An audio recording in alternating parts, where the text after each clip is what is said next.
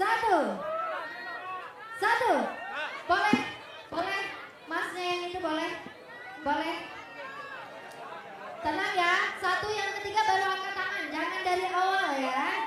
Oke, silakan. Saya perkenankan waktunya hanya 1 menit. Silakan.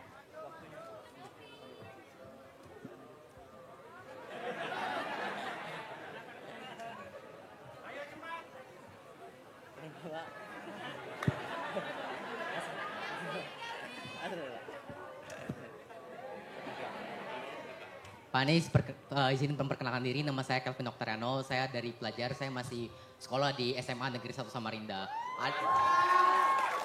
Terima kasih atas kesempatannya. Ada 2 pertanyaan penting yang saya ajukan kepada Pak Anies. Pertama, saya rasa ada gap antara pendidikan di luar Jawa, terutama di Kalimantan Timur dengan di Jawa. Saya sadar akan hal ini ketika saya mengikuti lomba-lomba di nasional, ketika saya melihat klasemen juara umum OSN, FLS 2N, selalu Kalimantan Timur ataupun daerah-daerah di luar Jawa itu berada di bawah. Saya merasa, saya sudah tanya ke teman-teman saya yang di luar, di Jakarta, di Banten, memang ada gap. Di sana udah ada pelatihan yang berjenjang, sedangkan di sini tidak ada. Makanya pertanyaannya, bagaimana kebijakan Pak Anies yang konkret untuk menghilangkan gap ini? Untuk menghilangkan gap pendidikan ini. Kedua juga soal transportasi umum, Pak Anies. Tolong dijelaskan, saya sebagai pelajar saya melihat banyak anak SMP, anak SMA itu banyak yang sudah pakai motor sendiri karena tidak ada transportasi umum yang terjangkau dan juga murah. Transportasi umum di sini itu sangat mahal, Pak Anies. Saya dari rumah saya Sambutan ke tempat sekolah saya 16 km, itu harus membayar Gojek, kalau Gojek itu 40.000. Sedangkan saya kemarin di Jakarta menempuh dari Rawabelong ke Sumur Batu, itu cuma 3.500. Maka dari itu tolong Pak Anies dijelaskan, iya pakai transportasi umum, pakai Jakliko dan Transjakarta. Maka dari itu tolong dijelaskan agar kecelakaan bagi para pelajar di Samarinda juga berkurang. Siap, oke. Namanya sekali lagi siapa? Kelvin, terima kasih. Kelvin sudah merasakan Jaklinko di Jakarta ya? Sudah, sangat aman Pak. Ya, makasih. Gini, pertama tentang gap pendidikan. Ini problem nyata yang menurut kami bila itu tidak diselesaikan, maka ketimpangan ekonomi akan selalu terjadi. Kenapa? Karena banyak anak-anak dari berbagai daerah dikirim ke Jogja, ke Malang, ke Bandung untuk pendidikan. Betul tidak? Dan saya mengalami, saya sekolah di Jogja, teman SMA saya dari berbagai provinsi di luar Jogja. Kenapa? Karena mereka untuk ingin masuk perguruan tinggi, SMA-nya masuk ke Jogja karena gapnya yang tinggi. Nah, kami nanti akan lakukan pemerataan ini. Berbagai program, misalnya. 1 adalah pertukaran kepala sekolah. Oke? Pertukaran kepala sekolah. Kepala sekolah dari sekolah-sekolah yang baik di Jawa bertukar dengan kepala sekolah yang ada di sini. Oke? Bisa wakilnya, bisa. Intinya apa? Supaya terjadi perpindahan pengalaman. Begitu ada kepala sekolah baru memimpin di sini, maka guru akan merasakan, oh begini ya sekolah baik itu dipimpinnya. Di sisi lain, kepala sekolah di sini dikirim ke sana untuk belajar bagaimana mengelola sebuah sekolah yang baik. Kunci dari pendidikan adalah, kunci kemajuan, 1 adalah gurunya, 2 kepala sekolahnya. Jadi kepala sekolahnya pertukaran. Yang kedua adalah peningkatan kemampuan gurunya. Dan diseriusi. Diseriusi artinya begini, di tempat-tempat yang kita pandang perlu ada dorongan peningkatan, kirimkan pelatih, kirimkan program, dan kemudian tingkatkan kompetensi itu. Kami akan lakukan itu di Kalimantan Timur, supaya tidak perlu pergi-pergi nanti jauh. Oke? Terima kasih. Yang ketiga, siapkan fasilitas belajar yang setara. Apa itu artinya? Misalnya begini, fasilitas internet, fasilitas perpustakaan, buku, sehingga ekosistem belajarnya tumbuh dengan baik, gitu ya. Yang kedua, soal transportasi umum. Ini yang hendak dibangun. Jadi kami melihat keluarga-keluarga itu uangnya habis untuk transportasi. Betul ya? Bensinnya mahal, kendaraan pribadinya juga harus kredit mahal. Kenapa? Ini problem besar di Republik ini. Berpuluh tahun, negara hanya memikirkan bikin jalannya. Urusan kendaraannya diserahkan pada keluarga untuk menentukan. Betul tidak? Ya, negara tidak menyiapkan transportasi umum. Transportasi umum itu seakan-akan bukan bagian dari tanggung jawab negara. Yang dibangun oleh negara itu hanya jalan saja. Sesudah itu silahkan Anda kredit motor, silahkan kredit mobil, saya beri subsidi untuk BBM-nya. Itu negara berpandangan begitu. Saya termasuk yang ingin merevisi pandangan itu. Ya, negara itu harusnya memikirkan transportasi untuk rakyat. Bukan hanya memberikan jalannya. Ya, negara harus bangun jalan. Tapi negara harus bangun transportasi umum sehingga warga tidak perlu menyiapkan transportasi untuk mobilitas dalam kotanya. Kapan transportasi umum digunakan? Transportasi umum digunakan untuk kegiatan rutin reguler. Rutin reguler. Apa itu rutin reguler? Anak berangkat ke sekolah, anak pulang sekolah, orang berangkat ke kerja, pulang kerja. Itu rutin reguler. Kalau kegiatan leisure atau kegiatan hiburan, itu bisa menggunakan kendaraan pribadi. Tapi untuk kegiatan rutin, andalkan fasilitas umum. Jadi insya Allah itu yang akan dibangun di Samarinda ini, supaya penduduk Samarinda satu, ya, berkurang pengeluaran untuk transportasi. Yang kedua, yang tidak kalah penting, produktivitas meningkat. Kalau Anda naik kendaraan pribadi, maka sepanjang perjalanan Anda nggak bisa buka alat ini. Dengan Anda naik kendaraan umum, Anda tetap bisa produktif. Yang ketiga, yang tidak kalah penting, teman-teman, ini sering terlupakan. Transportasi umum itu memberikan perasaan kesetaraan. Kesetaraan. Kenapa? Karena di transportasi umum, siapa saja duduk di kursi yang sama, berdiri di tempat yang sama, antri yang sama, tiketnya sama. Anda datang ke bandara. Bandara itu nggak setara. Kalau Anda punya bisnis kelas, Anda menikmati lounge. Kalau Anda tidak punya bisnis kelas, Anda kelompok reguler. Betul tidak? Transportasi umum tidak ada bisnis, tidak ada ekonomi. Semuanya sama. Antrinya sama, tiketnya sama, duduknya sama, berdirinya sama, haltenya sama. Inilah instrumen pembangun kesetaraan yang mempersatukan. Karena itu, kenapa kami bangun transportasi umum di Jakarta? Karena Jakarta itu berkelas-kelas. Berkelas-kelas. Office boy dengan CEO nggak pernah satu kendaraan. Office boy naiknya apa, CEO naiknya apa. Betul tidak? Begitu pakai transportasi umum, mereka ngantri yang sama, berdiri yang sama. Untuk pertama kalinya office boy dan CEO bisa duduk berdampingan. Itulah yang kenapa kita gagas transportasi umum. Transportasi umum bukan hanya untuk memindahkan badan dari satu tempat ke tempat lain. Transportasi umum untuk membuat perasaan persatuan yang ada di sebuah masyarakat. Gitu jawabnya. Ya, makasih. Luar biasa. Dengan Mas siapa tadi Mas? Mas Kelvin, tepuk tangan dulu untuk Mas Kelvin. Siap, boleh. Siap. Oke. Anda langsung pertanyaan berikutnya, saya foto. Oke, kalau gitu kita akan berbalik ke belakang. Aduh, sabar teman-teman. Turun dulu walai. Ingat ya, satu yang ketiga. Jangan dari awal dong, turun dulu wal. Satu.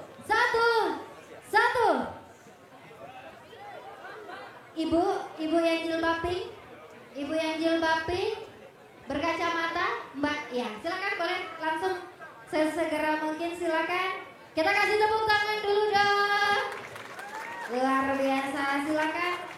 Boleh langsung disampaikan pertanyaannya. Maksimal 1 menit untuk dapat disampaikan.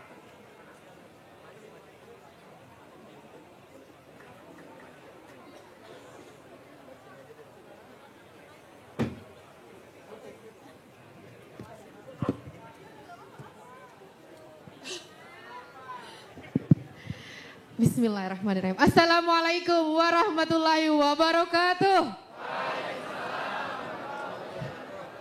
Masya Allah, tabarakallah, akhirnya berjumpa langsung dengan Presiden. Insya Allah Presiden 2024. Amin. Sebenarnya banyak sekali. Kenal dulu ya Bapak ya. Saya Nia, biasa dipanggil kalau di Samarinda oleh Miss Nia. Karena saya mengajar bahasa Inggris. Okay. Miss Nia. Ya baik. Pertanyaan saya sebenarnya luar biasa banyak ya, ada sekitar 17 pertanyaan. Tapi karena waktunya sangat terbatas, maka saya akan sampaikan 2 poin penting dulu. Kalau pertambangan tadi sudah disampaikan oleh moderator Mbak Fiona, maka saya tidak akan pertambangan dulu. Pertama, terkait lingkungan yang berhubungan dengan pertama tadi Bapak sampaikan. Sebelumnya ketika saya lupa tahun 2010, 2011 saya lupa. Ketika itu saya di International Islamic University Malaysia sebagai moderator bersama Profesor Dr. Emil Salim. Discuss terkait tentang lingkungan dan pertambangan di sana. Lalu saya sempat berbisik-bisik dengan beliau dan bertanya, sangat disayangkan sekali untuk Samarinda, bahkan mungkin untuk Kalimantan Timur, pertambangan ini cukup besar, betul? Miss Nia, Iya. Miss Nia 1 Iya. menit ya, bukan 1 jam Miss Nia. Iya, baik. Ya, lalu saya tanyakan ke beliau, sayang sekali banyak sekali holder-holder ini, stakeholder, terutama perusahaan tambang, tidak begitu peduli tentang terkait lingkungan itu sendiri. Dan Profesor Emil Salim begitu genjot, begitu semangat, begitu mengencourage sekali lingkungan, ekologi, ekonomi begitu maksimal. Lalu saya tanyakan kepada beliau, bagaimana sih beliau ini memaksimalkan untuk mengencourage perusahaan-perusahaan tambang tersebut. Nah, ini saya tanyakan langsung kepada Bapak Anies Baswedan. Bagaimana tanggapan Anda terkait usaha maksimal dari profesor-profesor terkait lingkungan dan tambang ini sendiri? Pertama. Yang kedua, terkait missing point. Setiap daerah ketika Bapak Anies Baswedan datang ke Samarinda atau ke kota-kota lain, adakah missing point atau hal yang Bapak mungkin terlupa? Boleh saya lanjutkan Bapak? Boleh saya lanjutkan sebentar? Ada missing point, agenda apa yang Bapak terlupa dalam agenda tersebut? Baik. Terima kasih. Wassalamualaikum warahmatullahi wabarakatuh.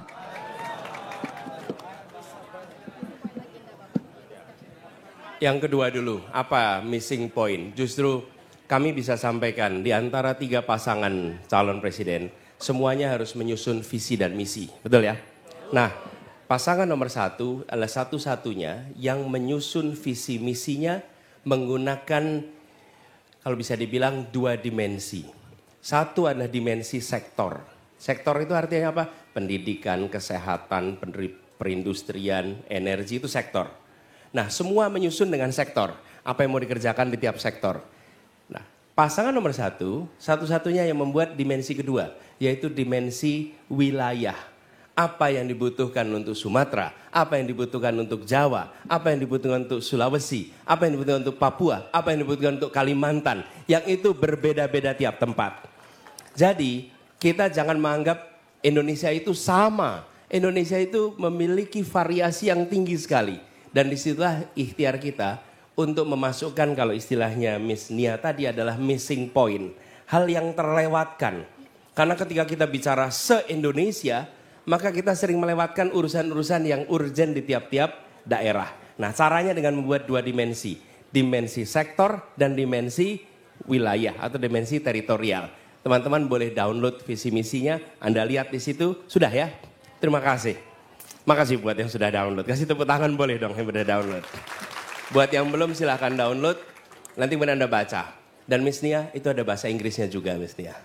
Jadi kalau mau dibagi kepada mereka yang menggunakan bahasa Inggris. Yang kedua, soal lingkungan hidup. Begini teman-teman. Dalam pengalaman kami, pelaku usaha itu nurut pada pemerintah. Nurut sama pemerintah. Pelaku usaha itu nggak akan bertumbukan dengan pemerintah. Pelaku usaha nurut. Problemnya pemerintahnya sendiri tidak memprioritaskan ekologi. Tidak memprioritaskan pembangunan berkelanjutan. Sehingga mereka pun merasa ada keleluasaan di situ. Sudah saatnya negara tidak diatur oleh para pelaku usaha. Dan sebaliknya. Justru negara yang harus mengatur pelaku usaha. Saya mengalami mengelola Jakarta. Dan ketika saya proses kampanye hingga bertugas di Jakarta, didukungnya oleh rakyat kebanyakan. Bukan oleh para pemilik modal yang besar. Bukan. Dan ketika saya bertugas, saya panggil mereka. Kita menginginkan Jakarta yang A, B, C, D. Mari kita sama-sama. Dan mereka ikut. Jadi saya yakin ketika diundang dan ditunjukkan masa depan praktek merusak lingkungan itu setara dengan praktek perbudakan. Dulu praktek perbudakan itu dianggap normal. Usaha pakai budak itu normal. Tapi siapa yang menganggap hari ini normal kalau pakai budak? Nggak ada yang terima. Dulu berusaha dan merusak lingkungan bisa dianggap normal. Ke depan itu aib, itu dosa. Dan itu harus berubah. Itu yang saya ingin sampaikan. Dan insya Allah kita lakukan perubahan sama-sama. Saya yakin dibuat pesan moralnya, diturunkan dalam bentuk regulasinya, lalu laksanakan, terjadi perubahan. Terima kasih. Baik, terima kasih. Kita tepuk tangan dulu untuk Miss Nia dan terkhusus untuk Pak Anies.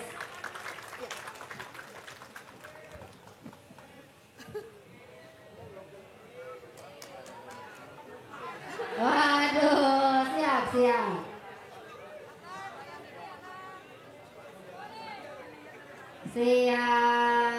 Tepuk tangan sekali lagi. Terima kasih Miss Nia. Baik, tidak terasa waktu mendesak, ternyata sudah berada di akhir. Dari tadi mohon maaf ya Pak Anies, saya desak-desak dan juga kawal-kawal dari Samarinda, dari Provinsi Kalimantan Timur ikut mendesak Pak Anies. Daripada dari tadi Pak Anies didesak-desak terus, boleh deh kalau begitu terakhir Pak Anies boleh ada yang mau disampaikan dulu untuk masyarakat Kalimantan Timur dan atau Kota Samarinda. Silakan Pak Anies. Ada yang mungkin, tolong teman-teman bisa koordinasi. Ya, gini. Jadi gini, teman-teman, memang ada banyak hal bisa diatur kecuali penerbangan. Penerbangan itu sering kita nggak bisa mengatur ya. Jadi kalau ketinggalan pesawat agak rumit nantinya. Tapi begini, kalau itu kita buat singkat ya. Kalau boleh tambahin 2 tapi singkat. 2 singkat. 2 tapi singkat. Singkat. Jadi gini, saya ulangi nih. Ini, there is, Bang, tidak ada pertanyaan bodoh. Tidak ada pertanyaan salah. Yang ada pertanyaan panjang. Oke. Langsung Bikin pendek ya. Kalau pendek sih ya. Sudah poin kita ambil dari sisi sini dulu. Satu. Silakan Mas baju kotak-kotak naik langsung cepat. Sekarang di sini. Turun dulu semuanya. Turun dulu. Mohon turun. Satu. Banyak jilbab biru. Silakan langsung naik ke atas. Langsung ya. Tolong disampaikan pertanyaannya dengan singkat dan padat. Silakan.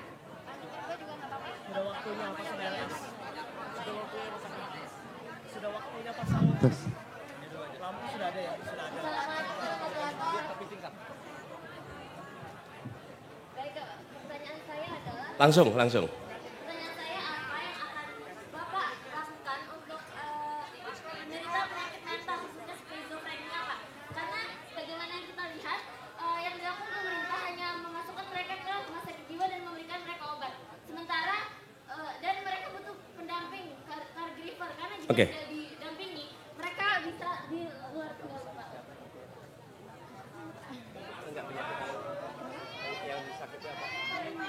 Sakitnya apa? Skizofrenia Pak. Oh, skizofrenia. Oke, ya. Gini, teman-teman sekalian. Saya ingin menjawab ini, saya ingin jelaskan bagaimana kami mengambil keputusan. Satu, prinsip kesetaraan. 2, kepentingan umum. 3, data, informasi, ahli.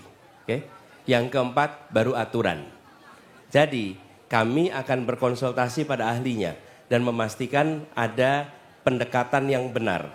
Bila memang itu membutuhkan perlakuan khusus, fasilitas khusus, maka negara membuatkan regulasi untuk bisa dilakukan. Gitu jawabnya. Makasih.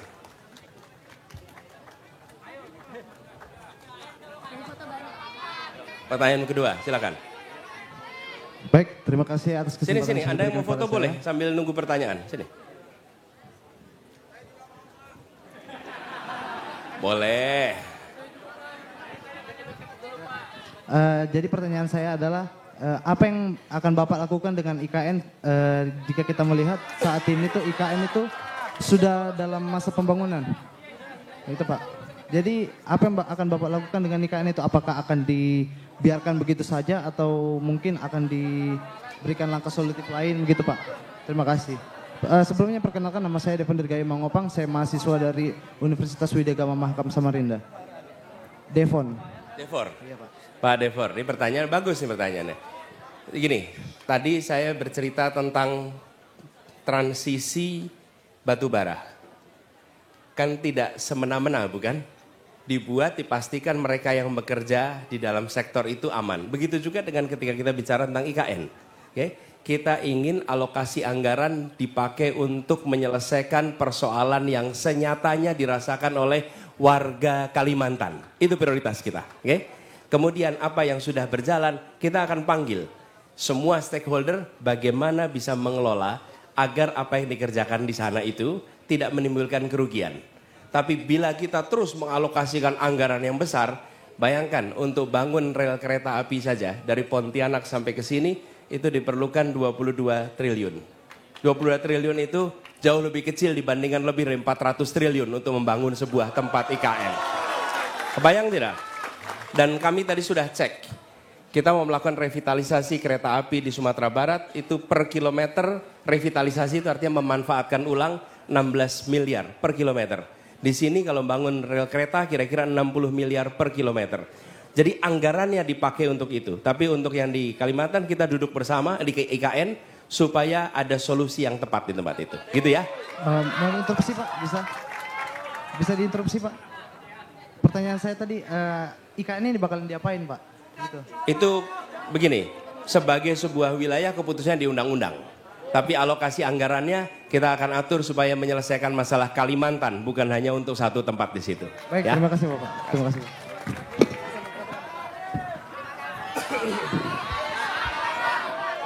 Baik, terima kasih dengan Mas siapa tadi?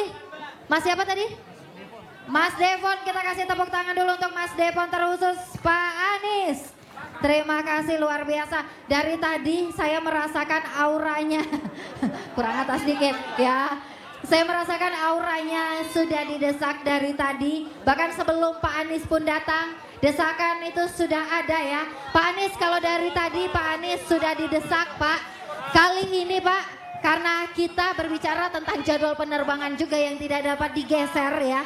Pak Anies, kalau dari tadi Pak Anies sudah saya dan juga kawal-kawal dari Kalimantan Timur mendesak ya.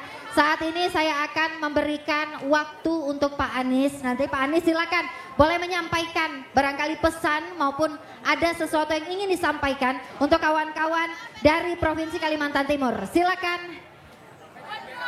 Silakan Pak Anies.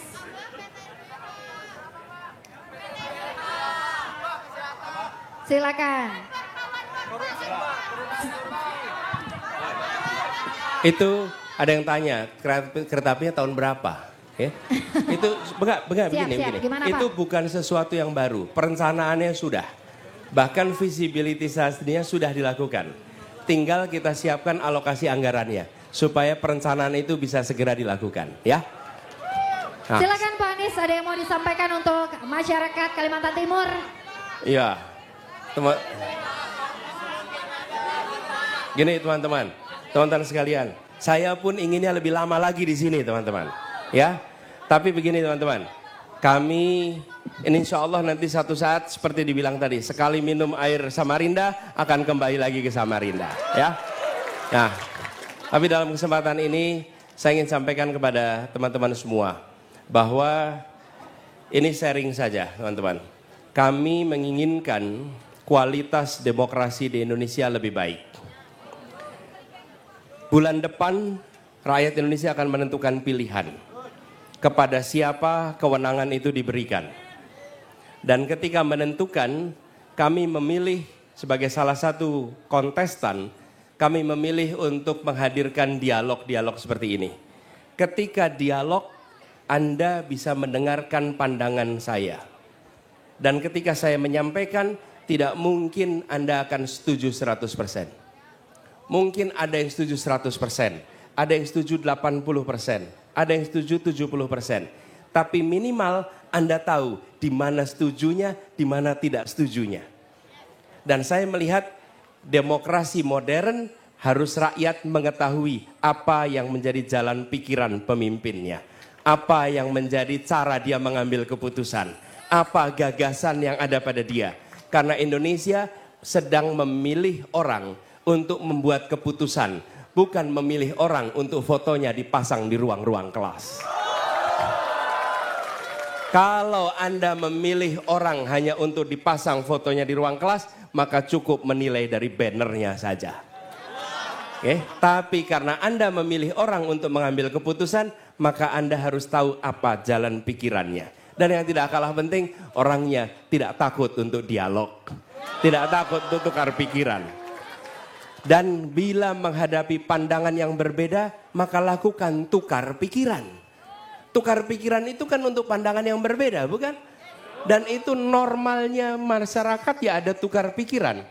Karena itu saya menawarkan ini sebagai bagian dari meningkatkan mutu demokrasi kita. Dan saya ingin sampaikan terima kasih. Yang hadir di sini adalah orang-orang yang mau meningkatkan mutu demokrasi di Indonesia. Teman-teman semua punya pilihan menonton saja di rumah atau hadir langsung. Dan Anda memilih hadir langsung. Anda bagian dari meningkatkan demokrasi itu. Lalu berikutnya, teman-teman, bulan depan Anda akan menentukan pilihannya. Saya selalu mengatakan, saya tidak minta Anda untuk milih saya. Tidak. Saya hanya meminta Anda untuk menjadi pemilih yang rasional. Rasional itu artinya membandingkan. Rasio itu perbandingkan.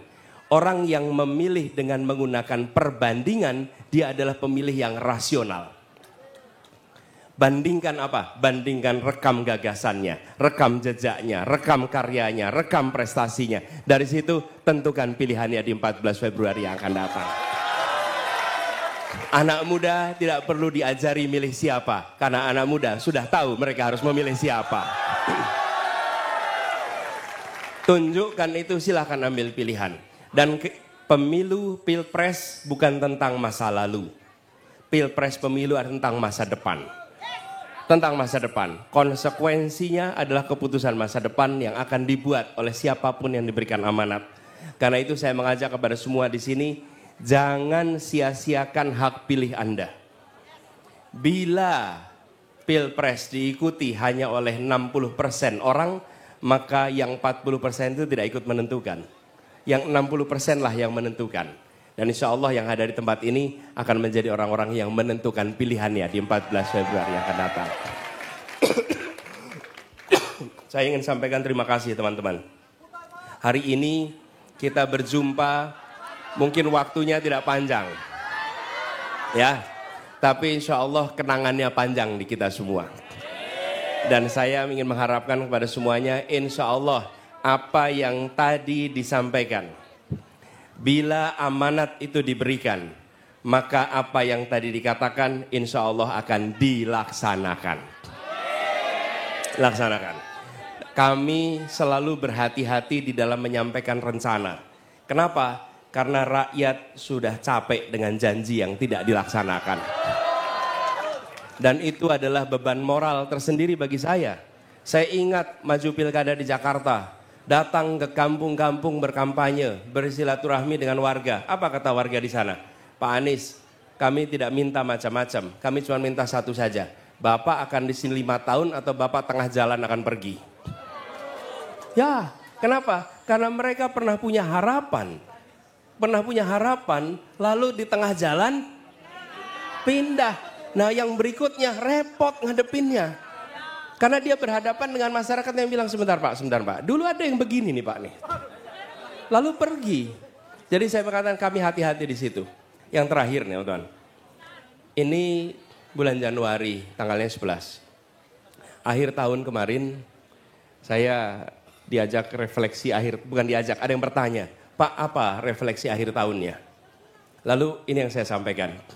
Tahun 2023 adalah tahun dalam hidup saya yang sangat mengesankan. Karena di tahun itu, tahun saya berjabat tangan terbanyak dalam usia hidup saya. Belum pernah saya salaman sebanyak tahun 2023. Ratusan ribu mungkin jutaan orang yang saya bersalaman. Dan teman-teman sekalian, tidak ada salaman basa-basi di situ. Semua salaman dengan penuh semangat. Tapi itu yang membuat saya merasa bahwa tanggung jawab perubahan itu bukan tentang satu orang, bukan tentang kekuasaan. Ini adalah amanat aspirasi jutaan orang yang pernah saya temui di berbagai tempat seluruh Indonesia. Bayangkan, ketemu dengan ibu-ibu yang menjabat tangan erat sambil bilang, Pak, harga susu bayinya terlalu mahal. Bayi saya tidak bisa dapat susu dengan baik. Pak, anak saya tidak bisa sekolah padahal dia berpotensi untuk bisa sukses. Anak saya pintar, tapi biayanya mahal. Pak, pupuknya mahal. Pak, solarnya sulit. Gasnya. Di mana-mana yang ditemui adalah ungkapan harapan. Dan di semua tempat, tidak ada orang yang datang di perkumpulan seperti ini bayaran. Semua datang dengan semangat bahwa kami ingin perubahan, kami Indonesia lebih baik. Jadi saya terakhir ingin sampaikan, ini adalah amanat perjuangan. Saya minta tolong pada semua yang bersimpati pada gerakan ini. Mari kita usung sama-sama ikhtiar perubahan ini. Bila Anda bersimpati, bantu untuk usung. Karena ini adalah tanggung jawab yang dititipkan dari berbagai wilayah, jutaan rakyat yang menitipkan. Saya yang ketimpa amanat itu bersama teman-teman yang lain, saya berharap dibantu untuk mengusung amanat ini. Siap? Insya Allah kita ikhtiarkan 14 Februari menjadi hari perubahan Indonesia. Terima kasih buat semuanya, salam buat keluarga, salam buat teman-teman. Insya Allah kita jumpa di waktu yang akan datang. Assalamualaikum warahmatullahi wabarakatuh. Waalaikumsalam warahmatullahi wabarakatuh. Demikian agenda Desak Anies. Terima kasih kepada kawal-kawal seberataan yang